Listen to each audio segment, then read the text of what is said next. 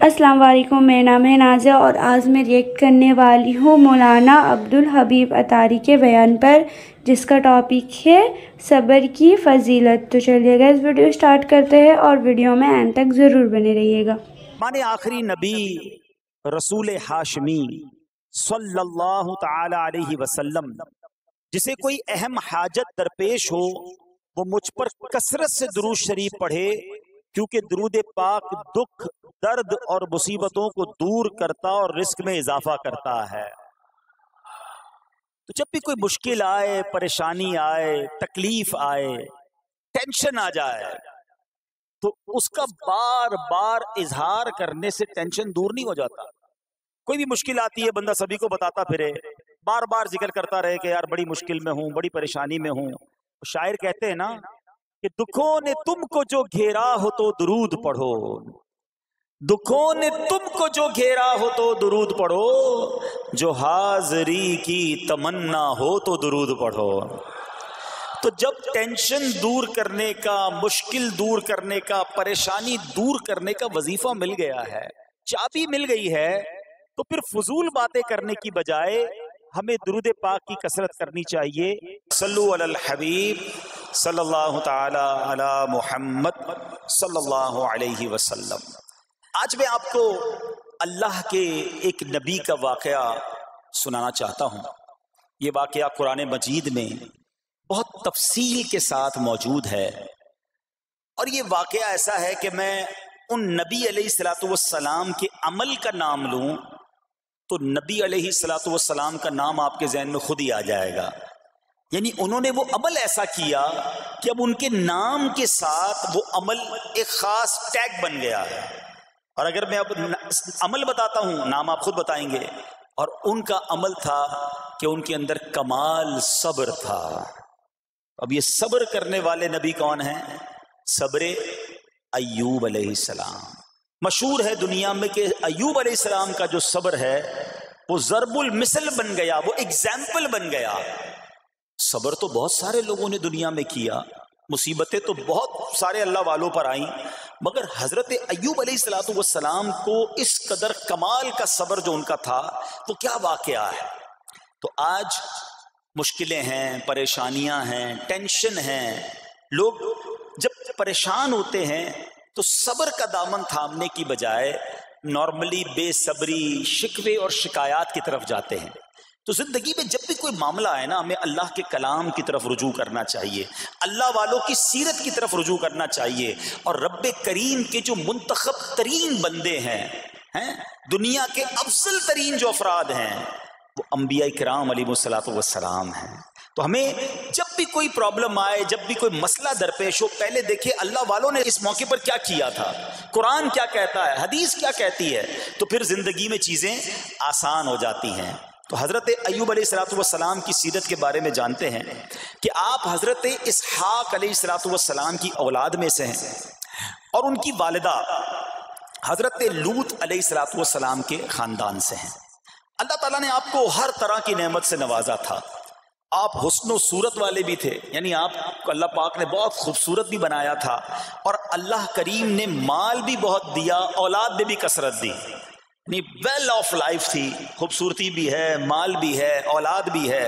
अच्छा, फिर ज़ाहिर माल था तो घर भी थे, जानवर भी थे। उस ज़माने में जो वेल्थ होती थी, जो पैसा होता था, वो जानवरों की सूरत में होता था। आजकल लोग गाड़ियां रखते हैं, सोना जेवरात रखते हैं, उस ज़माने में जानवर होते थे। बल्कि अब भी अगर पाकिस्तान के भी आप इंटीरियर के एरिया में चले जाएं, गाँव गोठ में जाएं, तो लोग अपना मालो दौलत से जानवर ही खरीद रहे होते हैं। उनके नज़दीक यही उनका जो है, वो जो भी उनका कारोबार होता है और माल होता है।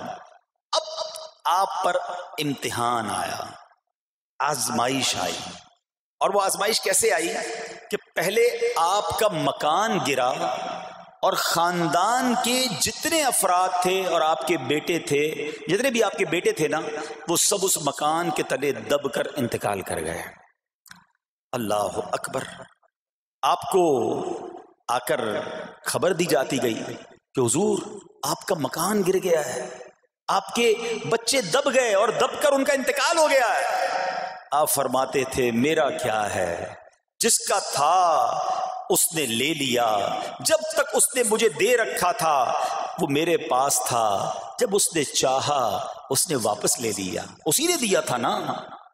تھوڑی دیر بعد خبر آئی کہ آپ کے جتنے جانور تھے، ہزارہا اونٹ تھے، بکریاں تھی، ریوڑ کے ریوڑ تھے، سارے جانور جو ہیں وہ مر گئے۔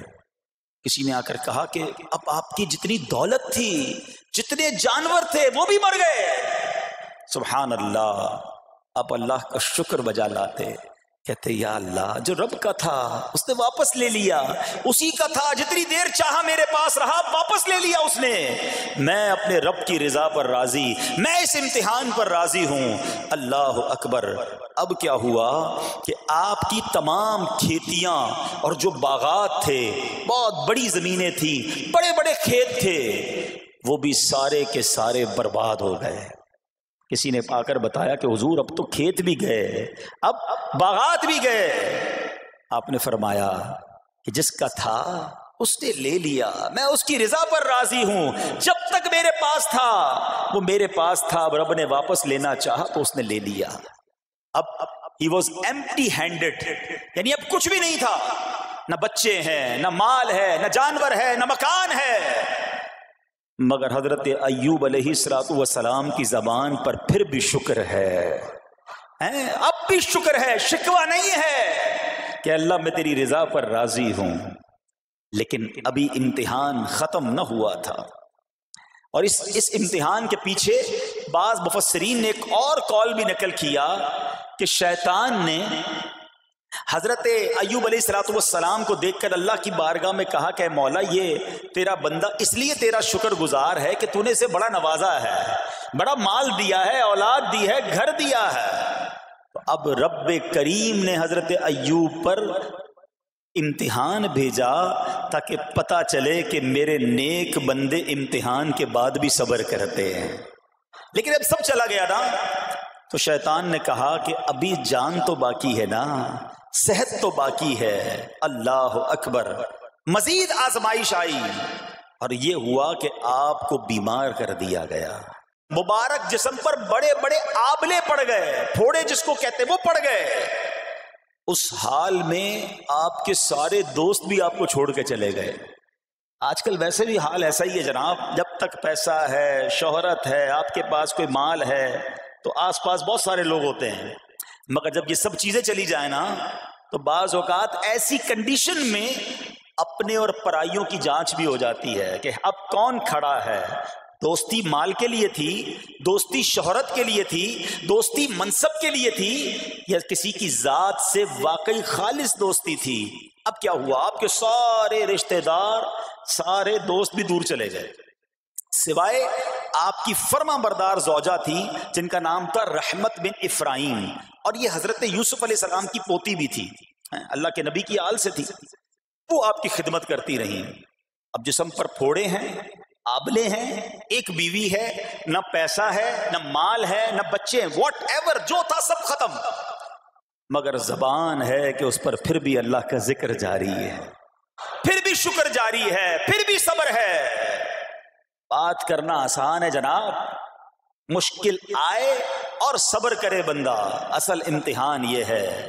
زباں پر شکوائے رنجو علم لایا نہیں کرتے، زباں پر شکوائے رنجو علم لایا نہیں کرتے، نبی کے نام لیوا غم سے گھبرایا نہیں کرتے۔ ہم میں سے کسی پر ایسی آزمائش نہیں آئی نا، چھوٹی موٹی آزمائشیں تو آتی رہیں گی۔ ایک بات یاد رکھنا، یہ زندگی کی جو گاڑی ہے نا، یہ مسائل کے پہیوں پر ہی چلتی ہے۔ ہمیں بعض اوقات کسی کی گاڑی، کسی کا مکان، کسی کا خوبصورت چہرہ، کسی کی مسکراہٹ دیکھ کر لگتا ہے یار یہ تو دنیا کا سب سے سخی آدمی ہے۔ ایسا نہیں، تو یہ نہ سمجھے کہ سارا جہان جناب سخی ہے اور میں اکیلا دکھی ہوں، ایسا نہیں ہوتا، بلکہ ہر اس جہاں میں تقریباً ہر بندہ ایسا ہوتا ہے جس کے ساتھ کوئی نہ کوئی دکھ لگا ہوا ہوتا ہے، کوئی نہ کوئی پریشانی ہے، کسی کو مال کی پریشانی، کسی کو روزگار کی پریشانی، کسی کو بیماری لگی ہے، کسی کو اور ٹینشن ہے۔ تو یہ کبھی بھی نہ سوچے کہ میں زندگی گزاروں گا اور کوئی ٹینشن نہیں آئے گی۔ تیار رہو امتحان کے لیے، امتحان ضرور آنا ہے۔ اب کمال یہ ہے کہ اس امتحان میں پاس کون ہوتا ہے۔ حضرت ابراہیم پر امتحان آیا، زبان پر صبر ہے، شکر ہے، شکوہ نہیں ہے۔ اب کیا ہوا، کہ آپ کا سال ہاں سال تک یہ حال رہا. یہ 2-4 مہینے کا پرابلم نہیں تھا، کئی سال تک آپ بیمار رہے. آپ کی زوجہ جو ہے وہ خدمت کرتی رہی. اچھا یہاں ایک غلط فہمی دور کر دوں کہ کچھ لوگ یہ کہتے ہیں، یہ کتابوں میں پتہ نہیں کچھ کتابوں میں لکھ دیا گیا کہ حضرت ایوب علیہ السلام کو معاذ اللہ کوڑ کی بیماری ہو گئی تھی. ایسا بالکل نہیں تھا. کوڑ کی بیماری نہیں ہوئی تھی، بلکہ نہ کوڑ ہوا نہ جزام ہوا. آپ کو جسم پر پھوڑے پھنسیاں جن کو کہتے ہیں آبلے نکل آئے تھے. کیونکہ کوڑ کی بیماری وہ ہوتی ہے کہ جس سے لوگ نفرت یا حقارت کرتے ہیں. اللہ کے کسی بھی نبی کو کبھی بھی کوئی ایسی بیماری نہیں ہوئی جس کی وجہ سے لوگ اس سے حقارت یا نفرت کریں یا دور بھاگیں. کیونکہ اللہ نے ان نفوس قدسیہ کو، ان نیک بندوں کو، ان منتخب شخصیات کو لوگوں کی ہدایت کے لیے بھیجا ہے. ان کو کبھی کوئی ایسی چیز نہیں ہوئی کہ جس سے لوگ گھن کھا کر دور بھاگیں. تو یہ بالکل غلط ہے. البتہ آپ کے جسم پر آبلے تھے، پھوڑے تھی، اور اللہ اکبر آپ اس حال میں کیا رب سے عرض کرتے تھے؟ آپ عرض کرتے تھے، قرآن میں یہ الفاظ موجود ہیں، انی مسنی الضر وانت ارحم الراحمین. ترجمہ کیا ہے؟ مجھے تکلیف پہنچی اور تو سب مہر والوں سے بڑھ کر مہر والا ہے، رحم کرنے والوں میں سب سے بڑھ کر رحم کرنے والا ہے. یعنی اللہ کی بارگاہ میں یہ عرض کرتے تھے، یا اللہ تکلیف پہنچی ہے، رحم تو نے کرنا ہے، تو ارحم الراحمین ہے. زمانے سے نہیں کہتے تھے. یہاں ایک اور پرابلم ہے. میں کوئی مسئلہ ہوتا ہے، پرابلم آتی ہے، ہم ساری دنیا سے کہتے ہیں یہ مسئلہ ہو گیا، یہ پرابلم ہو گئی. نہیں، ساری دنیا میں سے کوئی آپ کا مسئلہ حل نہیں کر سکتا. اس سے بات کرو نا جو مسائل کو حل کرنے والا ہے، اس سے عرض کرو نا جو مصیبت کو دور کرنے والا ہے. ادھر ادھر جانے کی بجائے پرابلم یہ ہے جب بھی مشکل آتی ہے ہم سب کے پاس جاتے ہیں، ہم رب کے پاس نہیں جاتے ہیں. جاؤ اس کے پاس جو حل المشکلات ہے، جو مصیبتوں کو حل کرنے والا ہے، اس کی بارگاہ میں فریاد کرو. وہ شاعر کتنی پیاری بات لکھتے ہیں نا، یہ بہت سارے لوگوں کے لیے درس ہے جو اپنی پرابلمز کے لیے دنیا والوں کے پاس جاتے ہیں. ارے اگر پکارنا ہے تو اللہ کی بارگاہ میں پکارو، التجا کرنی ہے تو اللہ کے حبیب سے عرض کرو نا. شاعر لکھتے ہیں، کسی کا احسان کیوں اٹھائیں، کسی کو حالات کیوں بتائیں، کسی کا احسان کیوں اٹھائیں، کسی کو حالات کیوں بتائیں. تمہیں سے مانگیں گے تم ہی دو گے، تمہارے در سے ہی لو لگی ہے. ہم اللہ کی بارگاہ میں عرض کریں، اللہ کے حبیب کی بارگاہ میں لو لگائیں. دنیا والوں کے پاس کچھ نہیں رکھا، لیکن ہم دنیا والوں کو بتا کر اپنے صبر کا ثواب بھی ضائع کر دیتے ہیں. دیکھو حضرت ایوب علیہ السلام کا صبر، کسی سے نہ کہا، اللہ کی بارگاہ میں عرض کرتے رہے. اب آپ کی آزمائش کا وقت پورا ہوتا ہے، دعا کرتے رہے، التجا کرتے رہے، صبر کرتے رہے. حکم ہوا کہ اپنا پاؤں زمین پر مارو. حضرت ایوب علیہ السلام نے پاؤں زمین پر مارا تو زمین سے ایک چشمہ پھوٹ اٹھا. حکم الہی سے حکم دیا گیا کہ اب اس پانی سے غسل کرو. آپ نے جب اس پانی سے غسل کیا تو آپ کی تمام بیماریاں دور ہو گئیں.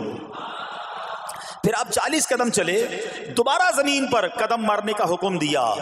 قدم مارتے ہی ایک اور خوبصورت لذیذ ٹھنڈے پانی کا چشمہ نمودار ہوا. پانی ٹھنڈا، میٹھا اور لذیذ تھا. اب آپ نے وہ پانی پیا تو آپ کے باطن میں نور ہی نور پیدا ہو گیا اور آپ کو اعلیٰ درجے کی صحت اور نورانیت حاصل ہو گئی. اور سنو، میرا رب تو قادر ہے نا. اللہ تعالیٰ نے آپ کی وہ ساری اولاد جو دب کر کئی سال پہلے مر گئی تھی، انتقال فرما گئے تھے، اللہ نے ان تمام اولاد کو پھر زندہ فرما دیا اور آپ کی بیوی کو دوبارہ جوانی بخشی، اور اب اس کے بعد بھی آپ کی کثیر اولاد ہوئی. سنو سنو، جو جانور چلے گئے تھے نا، اللہ نے مویشی، اسباب، وہ خزانہ اس سے زیادہ آپ کو پھر سے عطا فرما دیا. صبر کیا تھا نا.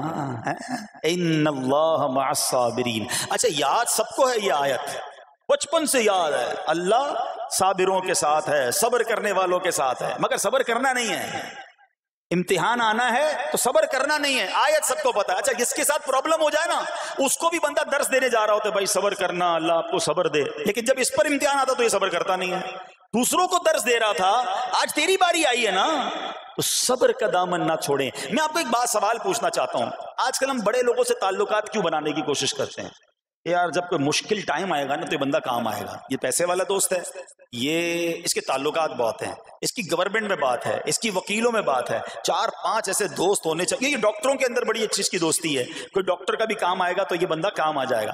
ہم دنیا والوں سے تعلقات اس لیے بناتے ہیں تاکہ یار مصیبت آئے تو یہ بندہ کام آئے. اور نارملی اکثر ایسا ہوتا ہے کہ جس سے امید رکھی ہوتی ہے مصیبت کے وقت غائب ہو جاتا ہے. لیکن رب خود قرآن میں فرما رہا ہے ان اللہ مع الصابرین, صبر کر لو اللہ کی رحمت تمہارے ساتھ ہو جائے گی. اب میں آپ سے سوال کرتا ہوں, دنیا کے تعلقات ہوں یہ ضروری ہے یا یہ فائدہ مند ہے, یا بندہ صبر کر لے تو اللہ کی رحمت ساتھ ہو جائے, سارے غم ویسے ہی دور ہو جائیں گے. صبر اس کو نہیں چھوڑنا ہے. تو حضرت ایوب علیہ السلام کی زندگی میں ایک اور واقعہ یہ ہوا کہ جب آپ بیمار تھے, آپ کو پتہ جب بندہ بیمار ہوتا ہے تو بعض اوقات اس کی طبیعت میں کیفیات بھی ہوتی ہیں, تو آپ نے اپنی زوجہ کو پکارا, تو آپ کی زوجہ کچھ دیر میں حاضر ہوئی, تو آپ نے جلال میں آ کر اس کو 100 درے, اپنی زوجہ کو 100 کوڑے مارنے کی قسم کھا لی.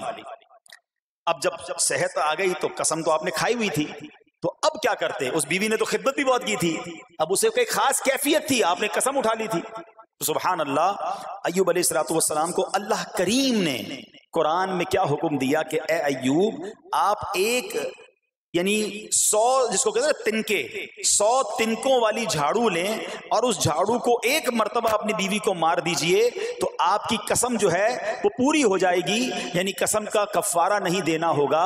اللہ اکبر. اللہ نے اس نبی علیہ السلام کی فرما بردار بیوی کی جو سزا تھی یا جو معاملہ تھا اس کو کتنا آسان فرما دیا. تو رب کریم نے قرآن مجید فرقان حمید میں اس کو کس طرح بیان فرمایا, وَخُذْ بِيَدِكَ ضِغْثًا فَاضْرِب بِهِ وَلَا تَحْنَثْ, فرمایا کہ اپنے ہاتھ میں ایک جھاڑو لے کر اسے مار دے اور قسم نہ توڑ. اِنَّا وَجَدْنَاهُ صَابِرًا, فرمایا ہم نے اسے صابر پایا.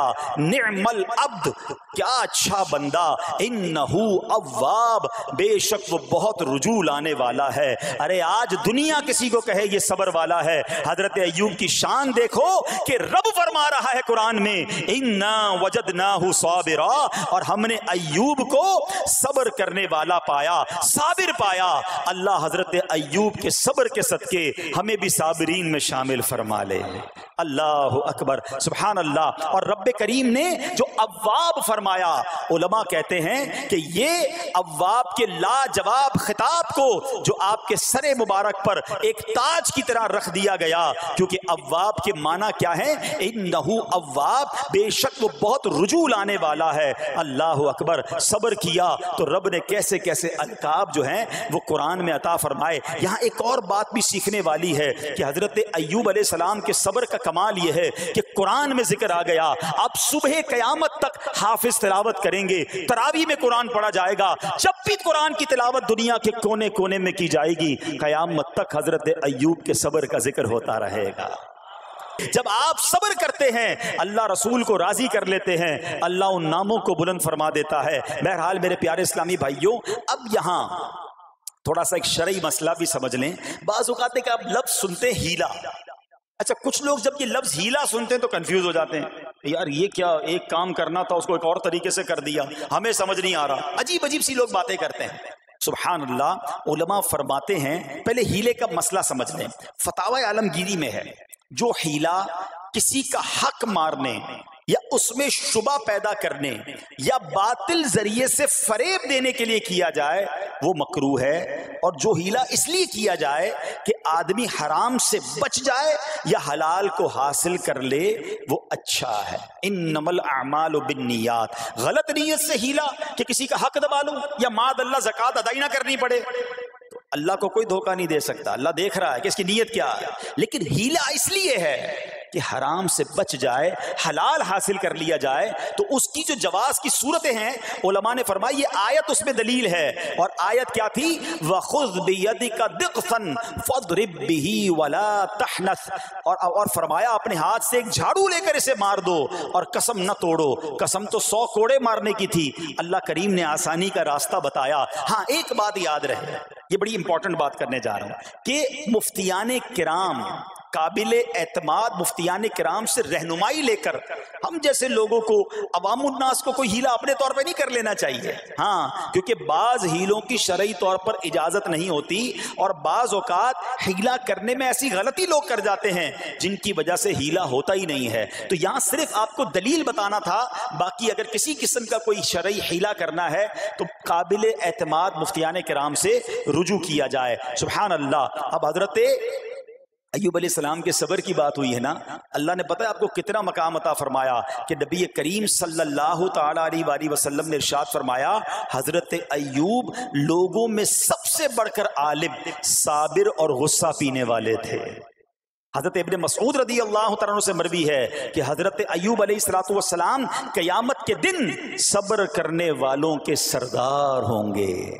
ہاں، صبر کرنے والوں کے بھی سردار ہوں گے. اچھا، بعض اوقات ہوتا کیا ہے، اچانک کوئی پرابلم آ گئی، کہیں آگ لگ گئی، گاڑی میں نقصان ہو گیا، پیسے چوری ہو گئے، موبائل چوری ہو گیا، کوئی چیز میں نقصان ہو گیا، کاروبار میں نقصان ہو گیا، صحت خراب ہوئی. بندہ کہتا ہے یار یہ میرے ساتھ کیوں ہوا ہے، میں نے ایسا کیا کیا ہے. بعض اوقات زبان سے شکوے، شکایت، حالانکہ قرآن مجید فرقان حمید نے تو پہلے ہی ہمیں بتا دیا ہے. ہمارا پرابلم پتہ ہی کیا ہے، ہم بہت ساری باتیں جانتے ہیں دنیا کی، قرآن و حدیث پڑھتے نہیں ہیں، تو مینٹلی پریپیئرڈ نہیں رہتے. آپ کو پہلے ہی پتا ہو کہ یار گرمیاں آنے والی ہیں، تو اچانک گرمیاں آئیں گی تو پریشان نہیں ہوں گے نا. آپ کو پتا تھا جون جولائی میں گرمیاں ہوتی ہیں بھائی، سردیاں نہیں ہوتی. آپ پنکھا بھی تیار رکھتے ہیں، ٹھنڈا پانی کا انتظام بھی رکھتے ہیں، گرمی کے وقت باہر کم نکلتے ہیں. اور سردیاں آتی ہیں آپ کو پہلے ہی پتا ہوتا ہے، اب رضائی تیار کر لیتے ہیں، سویٹر نکال لیتے ہیں. ایسا نہیں ہوتا کہ صبح اٹھتے تو 40 ڈگری ہوتا ہے، دوسرے دن اٹھتے تو 5 ڈگری ہوتا ہے. بندہ کہ یار آج ٹھنڈ کی ہو گئی، کل گرمی کی ہو گئی. مینٹلی پریپیئرڈ جب بندہ ہوتا ہے تو وہ تیار ہوتا ہے. اگر جو قرآن پڑھنے والا ہے، حدیث پڑھنے والا ہے، اس کو تو پہلے ہی مینٹلی پریپیئرڈ ہونا ہے. کیوں؟ قرآن کا وعدہ ہے نا، قرآن کا اعلان سنو. اللہ کریم قرآن مجید میں کیا ارشاد فرماتا ہے؟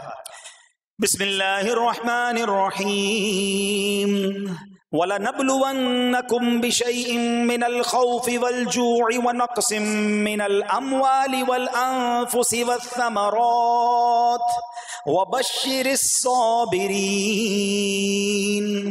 اور ضرور ہم تمہیں آزمائیں گے. کیا فرمایا؟ ضرور آزمائیں گے، تیار رہو. there is examination. اچھا، آزمائش کن کی چیزوں کی ہوگی؟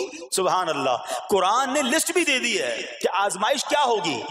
فرمایا کچھ ڈر سے، اچانک خوف آ جاتا ہے نا، کوئی دشمن آ جاتا ہے، کوئی دھمکی دے رہا ہوتا ہے، اچانک حالات خراب ہو جاتے ہیں، دل میں خوف بیٹھ جاتا ہے.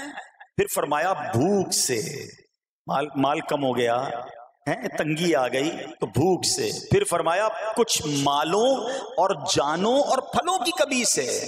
کبھی کاروبار میں نقصان ہوگا، کبھی کسی کے باغات ہے تو باغ فصل اجڑ سکتی ہے، آپ کو کوئی نقصان ہو سکتا ہے، کسی جگہ آگ لگ سکتی ہے، اور جانوں کی کمی سے بیماری بھی آ سکتی ہے.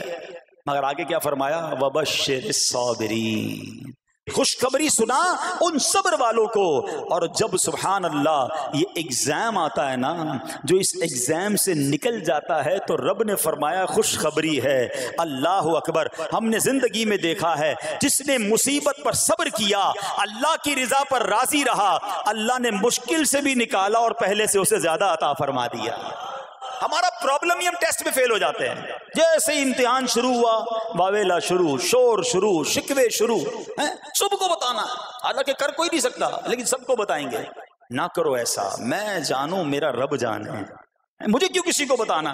ہاں، وہ کریم ہے، وہ دیکھ رہا ہے کہ میرا بندہ صبر کر رہا ہے. سبحان اللہ. حضرت سیدنا امام ابو جعفر محمد بن جریر طبری تفسیر طبری میں اس آیت مبارک کے تحت فرماتے ہیں، یعنی ہم تمہیں دشمن کے خوف، قحط سالی، شدید بھوک و فقر و فاقہ، فصلوں کی کمی، مقاصد کے حصول میں مشکلات، کفار سے جنگ کے دوران افرادی قوت میں کمی اور اہل و عیال کی موت وغیرہ کے ذریعے آزمائیں گے. اور یہ سب چیزیں بطور امتحان ہوں گی تاکہ تمہارے سچے جھوٹوں سے اور اہل بصیرت منافقوں سے جدا ہو جائیں. یعنی اس ٹیسٹ میں پتا چل جائے گا کون اللہ والا ہے، کون صبر والا ہے، کون اللہ کی رضا پر راضی رہنے والا ہے. سنو سنو، جب یہ تکلیف آتی ہے نا تو اس کا پھر اجر کتنا ملتا ہے. شہنشاہ نبوت، مخزن جود و سخاوت صلی اللہ تعالی علیہ وسلم نے ارشاد فرمایا، جو دنیا میں ہی اپنے اپنی ہر خواہش کی تکمیل کر لے تو یہ چیز آخرت میں اس کے اور اس کی خواہش کے درمیان آڑ اور پردہ بن جائے گی. اور جو مالداروں کی زینت کی طرف اپنی نگاہیں دراز کرے تو وہ آسمان والوں کے سامنے بے عزت ہو جاتا ہے. اور جو شدید بھوک پر صبر کرے اللہ عز و جل اس کو جنت الفردوس میں جہاں چاہے گا ٹھکانہ عطا فرمائے گا.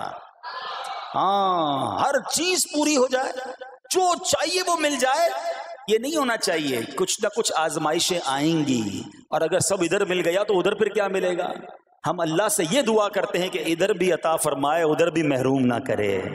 ہاں، ہمیں ڈرتے بھی رہنا چاہیے کہ یار میں جو مانگتا ہوں ادھر مل جاتا ہے، کہیں وہاں محروم نہ رہ جاؤں. تو آزمائش آئے تو صبر کرنا چاہیے، اللہ کی رضا کے طور پہ زندگی گزارنی چاہیے. ایک بار نبی پاک علیہ الصلوۃ والسلام انصار کے پاس تشریف لے گئے تو فرمایا کیا تم مومن ہو؟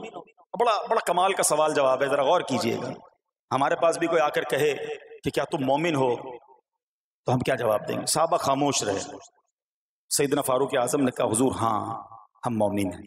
شاید ہمارا بھی جواب یہی ہوگا ہم مومن ہیں. مگر اگلا سوال سنو نبی پاک علیہ الصلوۃ والسلام کا. فرمایا کہ اگر تم مومن ہو تو تمہارے ایمان کی علامت کیا ہے؟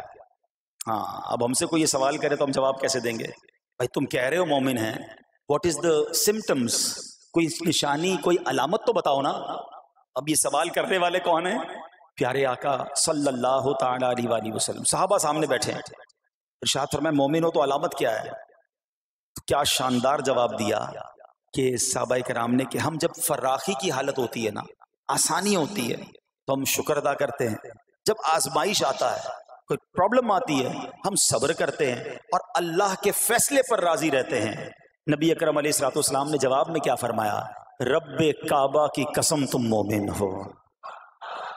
تو پتہ یہ چلا کہ مومن ہونے کی نشانی یہ ہے کہ جب اچھے دن آئیں تو شکر کرے، اور مشکل کے دن آئیں تو اللہ کی رضا پر، اللہ کے فیصلوں پر راضی رہے، صبر کرے. اب آؤ سوال کرتے ہیں. اچھے دن آتے تو ہم کیا کرتے ہیں؟ ارے بھائی میں تو انتظار میں تھا، تھوڑے پیسے آئیں تو فلاں عیاشی کروں، فلاں گناہ کروں. تھوڑے پیسے تھے تو وہ کام ہی نہیں کر پا رہا تھا، اب تو موقع لگا ہے، اب تو دن آئے ہیں. معاذ اللہ، جس کو اللہ نعمتیں دیتا ہے، فراخی دیتا ہے، تو وہ اللہ کی نافرمانی میں لگ جاتا ہے. اور جب اس کو کوئی آزمائش بھیجتا ہے تو وہ ناشکری کہہ کر، بلکہ بعض اوقات تو کفریہ کلمات منہ سے نکال کر ایمان سے بھی ہاتھ دھو بیٹھتا ہے. ایسا نہیں ہونا چاہیے. عقل مند وہ ہے، یاد رکھنا کہ رب جتنی عطائیں بڑھائے ہم اتنے سجدے بڑھائیں، ہم اتنے صدقے بڑھائیں. دیکھو نا دنیا میں کیا ہوتا ہے، آپ کو کوئی تحفہ دے آپ کیا کہتے ہیں؟ شکریہ، جزاک اللہ. دوبارہ تحفہ دے آپ کہتے ہیں بہت مہربانی. تیسری بار دے بندہ کہ یار یہ تو مجھ پر کتنا مہربان ہے. اتنی مہربانیاں. ناراض نہیں ہونا چاہیے. جو تمہیں دنیا میں 2-4 تحفے دے دے تم اسے ناراض نہیں کرنا چاہتے. جب سے میں پیدا ہوا جب سے وہ نواز رہا ہے، وہ ناراض نہ ہو جائے اس کا کوئی خیال نہیں. وہ دیے جا رہا ہے. ہم تو دیکھتے ہیں نا، بندہ غریب ہوتا ہے تھوڑے گناہ، جیسے جیسے امیر ہوتا گیا اس کے پر پرزے نکلنا شروع ہو جاتے ہیں، مسجد سے دور، نمازوں سے دور، معاذ اللہ حرام کاموں میں پڑ جاتا ہے. ارے اللہ کے بندے، تجھے رب نواز رہا ہے، تیرے تو سجدے بڑھنے چاہیے تھے. لیکن ہوتا کیا ہے، وہ عطائیں بڑھاتا ہے، لوگ خطائیں بڑھاتے ہیں. نہ کرو ایسا. جب فراخی ہو، جب اللہ کی طرف سے آسانی ہو تو شکر ہو، اور جب آزمائش آئے تو صبر ہو. یہی مومن کی نشانی ہے. اور اللہ سے دعا کرتے ہیں کہ اللہ کریم ہمیں اپنے شکر گزار اور صبر کرنے والے بندوں میں شامل فرما لے. اور یقین کریں صبر کا جو پھل ہے نا، وہ کہتے ہیں نا صبر کا پھل میٹھا. او ہو، بالکل ٹھیک کہا، بلکہ بہت میٹھا ہے. سنو، اللہ عز و جل فرماتا ہے کہ جب میں کسی بندے کو بیماری میں مبتلا کروں، ہو سکتا ہے یہاں بھی میرا کوئی بھائی بیمار بیٹھا ہو، مدنی چینل کے ناظرین میں سے کوئی بیمار بیٹھا ہو. دیکھو بیماری آئے نا، شکوہ مت کرنا، صبر کرنا. فضیلت سنو، حدیث قدسی ہے، اللہ فرماتا ہے جب میں اپنے کسی بندے کو بیماری میں مبتلا کروں اور وہ اس پر صبر کرے، کسی سے شکایت نہ کرے، تو میں اس کے گوشت کو اچھے گوشت سے اور اس کے خون کو اچھے خون سے بدل دیتا ہوں. پھر اگر اسے شفا دیتا ہوں تو ایسی شفا دیتا ہوں کہ اس کے نامہ اعمال میں کوئی گناہ نہیں رہتا. اور اگر میں اسے دنیا سے اٹھا لوں تو اسے اپنی رحمت کاملہ کے سائے میں لے جاتا ہوں. ارے کمال ہو گیا، بیماری آئی، بیماری جب جاتی ہے تو گناہوں سے بھی پاک کر کے جاتی ہے، صرف ایک ہی تو کنڈیشن ہے، صبر کرنا۔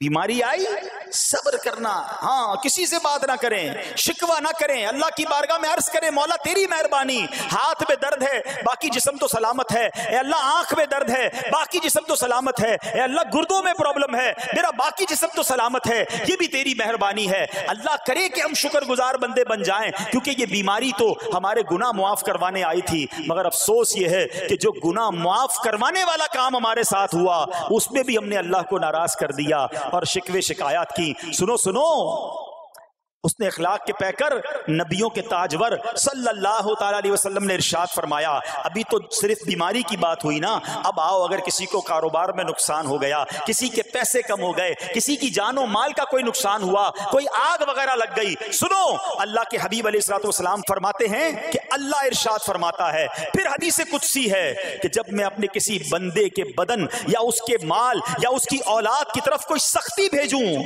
پھر وہ صبر جمیل کے ساتھ اس کا استقبال کرے تو قیامت کے دن مجھے اس سے حیا آئے گی کہ میں اس کے لیے میزان قائم کروں یا اس کا نامہ اعمال کھولوں۔ ہائے ہائے ہائے، سمجھتے ہو اس کا مطلب؟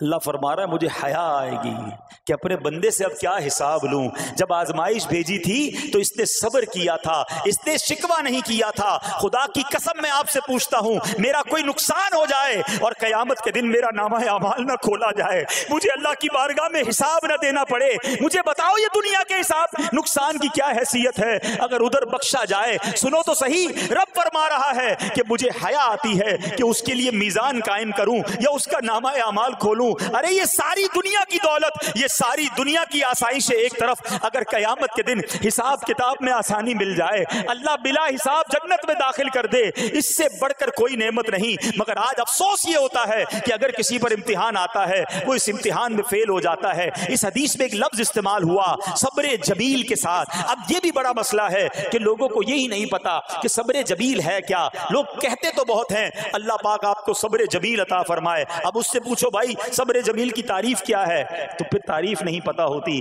یہ کسی جمیل بھائی کا صبر نہیں ہے کہ جس کو صبر جمیل کہا جاتا ہے۔ صبر جمیل کی تعریف سمجھو۔ علماء کہتے ہیں کسی مصیبت زدہ اور غیر مصیبت زدہ کو برابر میں دیکھو مگر دونوں میں کوئی فرق نظر نہ آئے، یعنی چہرہ بھی نہ بتائے کہ وہ کسی مشکل میں ہے، اس کی عادتیں بھی نہ بتائیں کہ وہ کسی پرابلم میں ہے، یعنی اس کو دیکھ کر پتہ ہی نہ چلے کہ وہ بڑی مشکل میں ہے۔ فرمایا یہ ہے صبر جمیل۔ مگر آج ہمارا حال یہ ہے، ہمارا چہرہ بتا دیتا ہے بھائی خیر تو ہے، بڑی ٹینشن میں ہو، ہاں یار کیا کروں بس موبائل ٹوٹ گیا، ارے بھائی بڑی چہرے پہ بڑی ہوائیاں اڑ رہی ہیں، بس کیا کروں جناب آج 5,000 روپے کھو گئے۔ 5,000 روپے کھو جائیں، چھوٹا سا نقصان ہو جائے، ہمارا چہرہ بتا دیتا ہے کہ ہمارے ساتھ کوئی معاملہ ہوا ہے۔ صبر جمیل یہ ہے کہ دیکھ کر کوئی پہچان ہی نہ سکے کہ یہ بندہ کتنی مشکل میں ہے، چاہے اندر کتنی تکلیف میں ہو، دنیا والوں کو نہ بتائے کیونکہ وہ رب کا بندہ ہے، وہ اللہ کی بارگاہ میں فریاد کرے۔ یہ صبر جمیل ہے اور اللہ اسے ہم سب کو نصیب فرمائے۔ ہاں یہ بڑی کمال کی بات ہے۔ ہم کیا کرتے ہیں سارے جہان کو بتاتے ہیں، اچھا پھر آخر میں لوگ کہتے بھی ہیں جب پورے محلے کو بتا دیا نا پھر اس کے بعد کہتے ہیں بس کیا کریں بھائی صبر ہی کر رہے ہیں۔ اب آپ صبر نہیں کر رہے حضرت، ہاں آپ کا صبر چلا گیا، آپ نے ساری دنیا کو تو بتا دیا۔ صبر یہ ہے کہ صبر پہلے صدمے پر ہوتا ہے، جیسے ہی آپ کو کوئی صدمہ لگا نا اب آپ جانے رب جانے، نہ بتائیں کسی کو، ٹھیک ہے وہ الگ بات ہے آپ کسی کو دعا کے لیے کہہ دیں، لیکن بڑا نقصان ہو گیا، بڑی مشکل ہو گئی، بڑی پریشانی ہو گئی، اس سے حل تو کوئی نہیں ہونا۔ اچھا ہمارا ماجرا ایک اور بھی بڑا عجیب ہے، مشکل ہو جائے تو سب کو بتاتے ہیں، آسانی ہو جائے تو پھر کسی کو نہیں بتاتے ہیں۔ 5,000 کا نقصان سارے محلے کو پتا ہے، 50,000 کا فائدہ ہوا پھر کسی کو بتایا آپ نے؟ نہیں یار بتاؤں گا تو نظر لگ جائے گی، گھر والوں کو تو بالکل بھی نہیں بتاؤں گا خرچہ بڑھا دیں گے۔ گھر والوں کو ساری ٹینشن کی خبریں جا کے دے رہے ہوتے ہیں، مارکیٹ میں بڑا نقصان ہو گیا، آج بڑا مندہ ہے، ارے بھائی کاروبار بالکل نہیں ہے، تاکہ گھر والوں کا خرچہ روک سکے، اور جیسے ہی کاروبار اچھا ہو گیا گھر جاتے پھر بھی وہی والا منہ بنا لیتے ہیں تاکہ ان کو پتہ نہ چلے میں بڑے پیسے کمانے لگا ہوں۔ یہ نہ کیا کریں، ہاں ٹینشن آپ کسی کو بتا کر اپنا صرف ثواب ضائع کرتے ہیں، باقی کچھ نہیں ہوتا، کرنا رب نے ہے، اور یہ اگر آزمائش میرے درجے بلند کرنے آئی ہے اگر یہ آزمائش مجھے اللہ کے قریب کرنے آئی ہے تو پھر تو اس کا استقبال ہونا چاہیے نا. ہاں ہمارے بزرگان دین تو آزمائشوں کا استقبال کیا کرتے تھے. اور سنو، یہاں ہو سکتا ہے کہ میرا کوئی نابینا بھائی بیٹھا ہو. بعض اوقات ایسا بھی ہوتا ہے کہ اچانک کسی کی بینائی چلی جاتی ہے، آنکھیں ٹھیک ہوتی ہیں اور اچانک ایکسیڈنٹ ہوا یا کوئی واقعہ ہوا ہے. بہت بڑی آزمائش. اللہ اس آزمائش سے ہمیں محفوظ رکھے. مگر دیکھو میرے رب کی شان دیکھو، جب بھی کوئی تکلیف آتی ہے نا، بندہ صبر کرے، اس تکلیف کا اجر تیار ہے، اس کا کمال سے اس کی رحمت تیار ہے، رحمت کی برسات تیار ہے. سنو، اللہ فرماتا ہے کہ اے جبرائیل، جب میں اپنی کسی بندے کی بینائی لے لوں تو اس کا اجر یہ ہے کہ میں اسے اپنے دیدار سے مشرف فرماؤں گا. ہاں، آنکھیں گئی ہیں مگر اللہ فرماتا ہے میں اپنا دیدار کرواؤں گا. بس صرف صبر کرنا ہے. اسی طرح میرے پیارے اسلامی بھائیوں، بعض لوگوں کے یہاں بچے کا انتقال ہو جاتا ہے، چھوٹے چھوٹے بچوں کا انتقال ہو جاتا ہے، یا بعض اوقات پیدائشی بچہ مرا ہوا ہوتا ہے، پیدا اس کا انتقال ہو جاتا ہے، یا بعض اوقات ولادت سے پہلے ہی بچہ ضائع ہو جاتا ہے. بہت شور، بڑا واویلا، بڑا رونا پیٹنا گھروں میں ہوتا ہے. مت کیا کرو ایسا. یقین کریں یہ بہت بڑا انعام تمہیں ملنے جا رہا ہے. ایسا نہ ہو یہ رونا پیٹنا، یہ بے صبری، یہ اللہ کی بارگاہ میں شکوے شکایات، اتنے بڑے تم اجر سے محروم رہ جاؤ. سنو، اللہ کے آخری نبی صلی اللہ تعالی علیہ وسلم نے فرمایا، جس مسلمان جوڑے کے 3 بچے انتقال کر جائیں، اللہ عز و جل ان بچوں پر فضل و رحمت کرتے ہوئے ان دونوں یعنی ماں باپ کو جنت میں داخل فرمائے گا. صحابہ کرام نے عرض کی کسی کے 2 بچے، فرمایا 2 بچے بھی. پھر عرض کی اور 1، فرمایا 1 بھی. پھر فرمایا اس ذات کی قسم جس کے قبضہ قدرت میں میری جان ہے، جس عورت کا کچا بچہ فوت ہو جائے یعنی حمل ضائع ہو جائے اور وہ اس پر صبر کرے تو وہ بچہ اپنی ماں کو اپنی ناف کے ذریعے کھینچتا ہوا جنت میں لے جائے گا. یہ تو جنت کا ٹکٹ تھا. مگر شکوے شکایات، الامان والافیز، گھر میں موت، میت کو نقصان ہو جائے، ہماری عورتیں، ہمارے گھر کے افراد وہ واویلا کرتے ہیں. معاذ اللہ، بعض اوقات تو کفریہ کلمات زبان پر ہوتے ہیں. معاذ اللہ ثم معاذ اللہ، کہتے کہ اللہ کو ہمارا ہی گھر ملا تھا، اتنے چھوٹے بچے کا کیا قصور تھا. استغفر اللہ. یہ تمہارے جملے، ایک تو گھر میں مصیبت پہلے ہی آئی ہوئی ہے اور تم اللہ پر اعتراض کر کے معاذ اللہ، اللہ کو ظالم کہہ کے اپنا ایمان بھی ضائع کر بیٹھے. یہ تو اس سے بڑی مصیبت ہو گئی نا. تو نہ کریں ایسا. سیکھو. آج میں نے آپ کے سامنے حضرت ایوب علیہ السلام کی سیرت اور قرآنی واقعہ بیان کیا کہ سب کچھ چلا گیا مگر وہ اللہ کی رضا پر راضی تھے. رب نے انہیں صبر کرنے والا بندہ بھی فرمایا اور ساری نعمتیں پہلے سے زیادہ عطا فرما دی. ہاں بالکل نوازا جائے گا. صبر کا دامن اگر نہ چھوڑیں. سنو ہمارے اسلاف کیسے صبر کرتے تھے. حضرت سیدنا فتح موصلی رحمت اللہ تعالی علیہ کی زوجہ محترمہ رضی اللہ تعالی عنہا کا پاؤں پھسل گیا اور ان کا ناخن ٹوٹ گیا. وہ مسکرانے لگی. اللہ اکبر. کبھی کبھی ہمارا بھی ناخن ٹوٹا ہوگا، بہت تکلیف ہوتی ہے. ناخن ٹوٹے تو جان نکل جاتی ہے مگر آپ مسکرانے لگی. کسی نے پوچھا کہ آپ کو ناخن ٹوٹنے کا درد نہیں ہوا، آپ مسکرا رہی ہیں؟ تو فرماتی ہیں کہ اس درد پر جو ثواب ملے گا نا، مجھے درد پر صبر کروں گی اور جو مجھے اس پر ثواب ملے گا تو اس ثواب کے تصور نے میرے درد کی تلخی کو دور کر دیا. ہائے ہائے ہائے، یہ ہیں اللہ والے. ہاں صبر کرنا کوئی ان سے سیکھے. میرے پیارے اسلامی بھائیوں، احادیث میں، روایتوں میں یہ مضمون ملتا ہے کہ اللہ کریم کی بارگاہ میں بندے کا کوئی درجہ رکھا ہوتا ہے. یعنی اللہ کی رضا یہ کہ بندہ اس سٹیج تک پہنچ جائے، اس درجے تک پہنچے، مگر وہ نماز کے ذریعے، روزوں کے ذریعے، عبادتوں کے ذریعے اس درجے تک نہیں پہنچتا. پھر اللہ اس پر آزمائش بھیجتا ہے کہ میرا بندہ صبر کر لے تاکہ صبر کر کے اس درجے کو حاصل کر لے. ہائے ہائے، یعنی مجھ پر کوئی آزمائش آئی تھی میرے درجے بڑھانے، مگر ہائے میری بے صبری کہ میں نے وہ درجہ پانے کا موقع ضائع کر دیا، میں نے وہ ثواب پانے کا موقع ضائع کر دیا. خدا را یاد رکھنا، اگر کسی آزمائش سے گزر رہے ہو تب भी, और अगर आइंदा कोई आजमाइश आए सब्र का दामन न छोड़ना, ये तसव्वुर कर लेना कि ये मेरे गुनाह मुआफ करने का जरिया बन रहा है, ये मेरे दर्जे बढ़ाने का जरिया बन रहा है। और सुनो, जब मुसीबत आए तो पढ़ना क्या है। रसूलुल्लाह सल्लल्लाहु तआला अलैहि वसल्लम ने फरमाया, जो मुसीबत के वक्त इन्ना लिल्लाहि व इन्ना इलैहि राजिऊन कहता है तो अल्लाह अज़्ज़ व जल उसकी परेशानी दूर फरमा देता है और उसके काम का अंजाम अच्छा फरमाता है और उसे ऐसा बदल अता फरमाता है जिस पर वो राजी हो जाता है। तो ये पढ़ लें, लेकिन शिकवा ना करें, दुनिया वालों को बताने की हाजत नहीं। अच्छा, वो जो मैं बात कर रहा था कि तकलीफ सबको बतानी है और राहत के बारे में किसी को कोई शिक्र करता हुआ नजर नहीं आता। एक बार एक शख्स के सर पर जो है ना वो तकलीफ हुई ना, सर में दर्द हो गया, उसने पट्टी बांधी और घूमने लगा। उस जमाने में हजरत राबिया बसरिया रज़ी अल्लाह रहमतुल्लाह तआला अलैहा, अल्लाह की बहुत बड़ी वलियां हैं, आपने उसको देखा कि क्यों पट्टी बांधी है? वो कहता सर में दर्द था इसलिए पट्टी बांधी है। बात थोड़ी सी बारीक है, समझदार लोग समझेंगे, हैं? इसलिए पट्टी बांधी है कि सर में दर्द था। अल्लाह अकबर। उस अल्लाह वाली ने बताया क्या कहा? आप कहती हैं कभी सेहत की पट्टी भी बांधी है? हाँ, ये जुमला है बड़ा समझने वाला है। यानी अल्लाह ने इतने दिनों तक सेहत में रखा तो किसी को नहीं बताया, और थोड़े दिनों की तकलीफ आई तो पट्टी बांध के सबको बताने चला है कि रब ने बीमार किया है। हाँ, हमें अल्लाह करीम की तरफ से आजमाइश हमेशा थोड़ी आती है। अगर अपनी जिंदगी का हम पूरा अरसा कैलकुलेट करें ना कि भाई एक 40 साल का कोई बंदा हो गया तो कितने दिन हुए 40 साल में? ठीक है, एक बार कभी बैठ के अकेले में हिसाब करना, इतने हजार दिन मैंने दुनिया में गुजारे, कितने दिन बीमार रहा? तो शायद चंद दिन, 100 दिन, 50 दिन, 200 दिन बनेंगे।